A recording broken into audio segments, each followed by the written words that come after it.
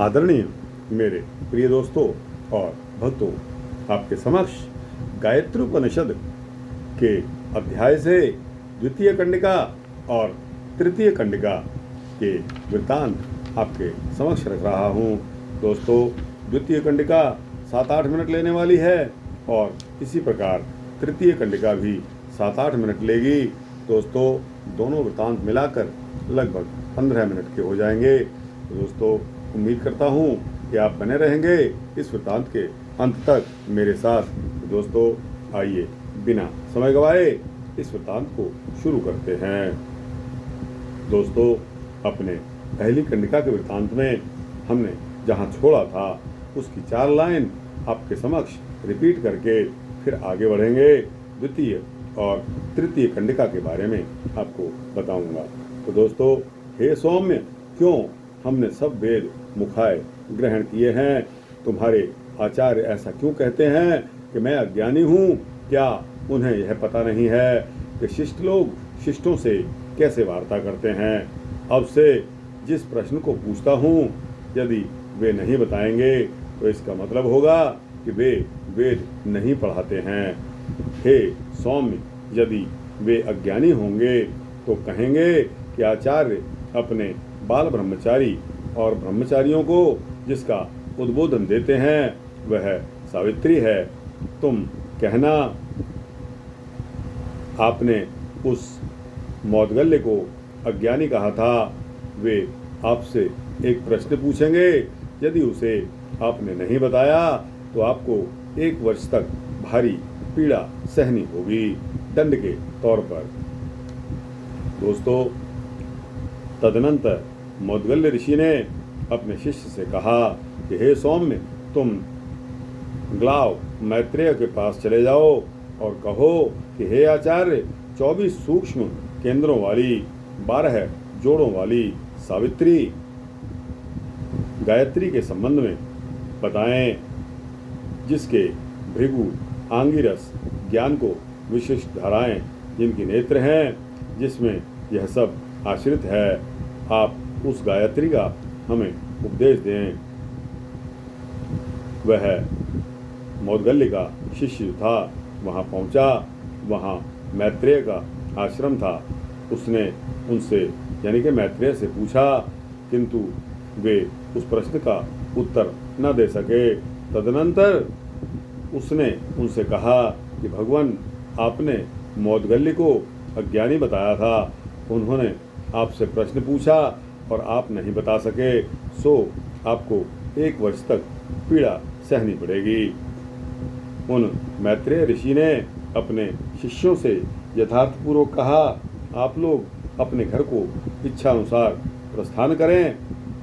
मैंने मौदगल्य को अयोग्य बताया था। उन्होंने मुझसे जो प्रश्न पूछा है वह मैं नहीं बता सका। अब मैं उनके पास जाऊंगा और उन्हें शांति से संतुष्ट करूंगा। वे हाथ में समिधा लिए हुए प्रातःकाल ज्ञान के आग्रह के साथ मौदगल्य के पास पहुंच गए और बोले कि हे आचार्य, मैं मैत्रेय हूँ। मौदगल्य ने पूछा कि कैसे आपका आगमन हुआ? मैत्रेय, मैंने आपको अयोग्य बताया था।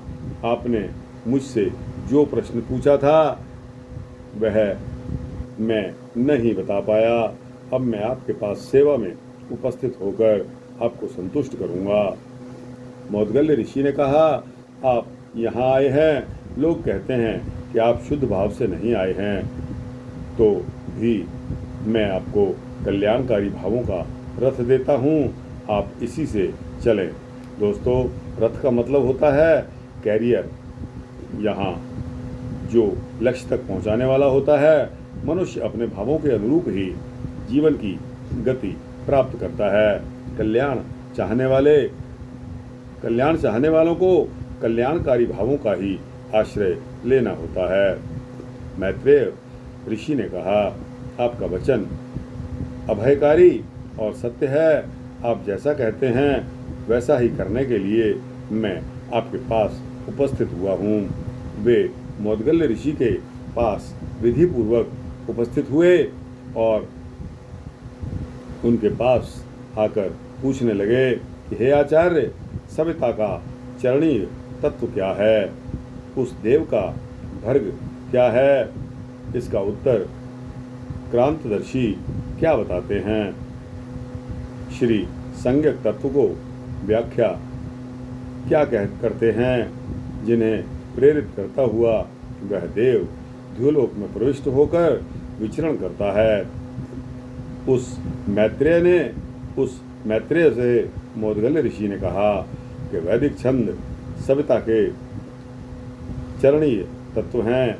मेधावी पुरुष अन्न को ही उस देव का भर्ग बताते हैं।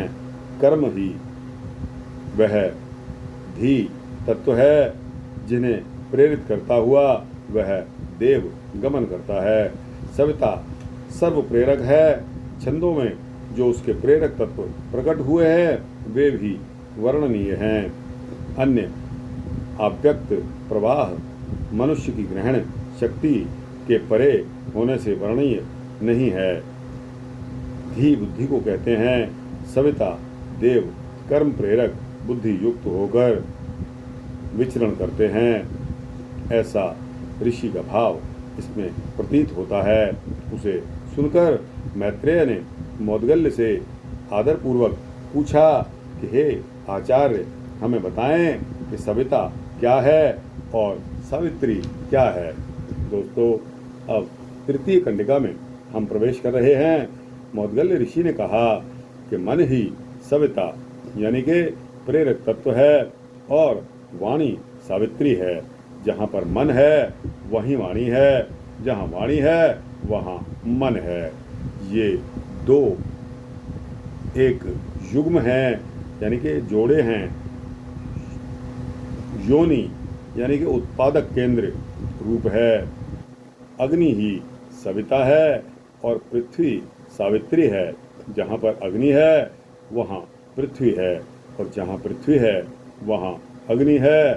ये दोनों यानी कि अग्नि और पृथ्वी का एक जोड़ा है, योनि रूप है। वायु ही सविता है और अंतरिक्ष सावित्री है।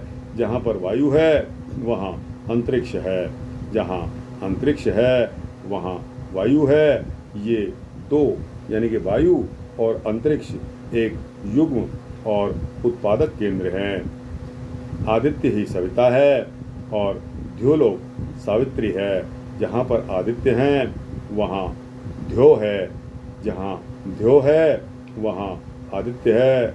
ये दोनों यानी कि द्यो और आदित्य एक जोड़ा और उत्पत्ति केंद्र है। चंद्रमा ही सविता है और नक्षत्र सावित्री हैं। जहाँ चंद्रमा है वहाँ नक्षत्र हैं और जहाँ नक्षत्र है वहाँ चंद्रमा है। ये दोनों चंद्रमा और नक्षत्र एक जोड़ा और उत्पत्ति केंद्र हैं। दिन ही सविता है और रात्रि सावित्री है। जहाँ पर दिन है वहाँ रात्रि है और जहाँ रात्रि है वहीं दिन होगा। ये दोनों उत्पत्ति केंद्र हैं, एक जोड़ा है। उष्णता ही सविता है और शीत सावित्री है। जहाँ उष्णता है वहाँ शीत है, जहाँ शीत है वहाँ उष्णता है। ये दोनों उष्णता और शीत एक जोड़ा और उत्पत्ति केंद्र हैं। मेघ ही सविता है और वर्षण सावित्री है। जहाँ पर मेघ हैं वहीं पर वर्षण है और जहाँ पर वर्षण है वहीं मेघ है। ये दोनों मेघ और वर्षण एक जोड़ा और उत्पत्ति केंद्र है। विद्युत ही सविता है और तड़क सावित्री है। जहाँ पर विद्युत है वहाँ तड़क है, जहाँ पर तड़क है वहाँ विद्युत है। ये दोनों विद्युत और तड़क एक जोड़ा और उत्पत्ति केंद्र हैं। प्राण सविता है और अन्न सावित्री है। जहाँ पर प्राण है वहाँ अन्न है और जहाँ अन्न है वहाँ पर प्राण हैं। ये दोनों प्राण और अन्न एक जोड़ा और उत्पत्ति केंद्र है। वेद ही सविता है और छंद सावित्री हैं। जहाँ वेद हैं वहाँ छंद हैं, जहाँ छंद हैं वहाँ वेद हैं। दोनों वेद और छंद एक जोड़ा और उत्पत्ति केंद्र हैं। यज्ञ ही सविता है और दक्षिणा सावित्री। जहाँ यज्ञ है वहीं दक्षिणा है और जहाँ दक्षिणा है वहीं यज्ञ है। ये दोनों यज्ञ और दक्षिणा एक जोड़ा और उत्पत्ति केंद्र है। तदनंतर ग्लाव मैत्रेय ने मौद्गल्य से कहा कि हे विद्वान आचार्य, आपके द्वारा मैं उपकृत हुआ हूँ। यह ब्रह्मचारी आपकी सेवा में दक्षिणा हेतु उपलब्ध है, उपस्थित है। यह ब्रह्मचारी आपके यहाँ आकर ज्ञान से परिपूर्ण हो गया। ऐसा कहकर वे मैत्रेय वहाँ से उठकर टहलते हुए बोले कि अब मैं यह जान गया हूँ, इन जोड़ों तथा उत्पत्ति केंद्रों से जुड़ा हुआ ब्रह्मचारी अल्पायु नहीं होता है। तो दोस्तों इन जोड़ों तथा उत्पत्ति केंद्रों से जुड़ा हुआ मेरा ब्रह्मचारी अल्प आयु नहीं होता है। यानी कि ब्रह्मचारी जो हो जाता है उसकी आयु निरंतर बढ़ती रहती है। एक कारण यह भी है कि ब्रह्मचारी लोग अपने श्वासों पर नियंत्रण करके और पूजा भक्ति में लग जाते हैं। उनके श्वास जो फालतू बचते हैं एक साधारण इंसानों के द्वारा लिए गए सांसों की तुलना में ब्रह्मचारी लोगों के सांस सरप्लस हो जाते हैं। इसलिए बताया यही जाता है कि उनकी उम्र में वृद्धि हो जाती है। दोस्तों इसके पश्चात हम चतुर्थ और पंचमी कंडिका, इसी तरह कंडिकाओं के यह छोटे छोटे अध्याय खंड दिए गए हैं। आपको कैसे लगे दोस्तों? आपका जो वृत्तांत आपके समक्ष रखे अच्छा लगा हो तो उसको लाइक और शेयर करते हुए अपने दोस्तों, भक्तों, मित्रों, जिज्ञासुओं तक पहुंचाना। कमेंट सेक्शन में अपनी राय अवश्य देना और इस चैनल को सब्सक्राइब कर देंगे तो आपको इसी तरह के सूक्ष्म भक्ति वृत्तांत मिलते रहेंगे। जय श्री सीता रामचंद्र भगवान की जय।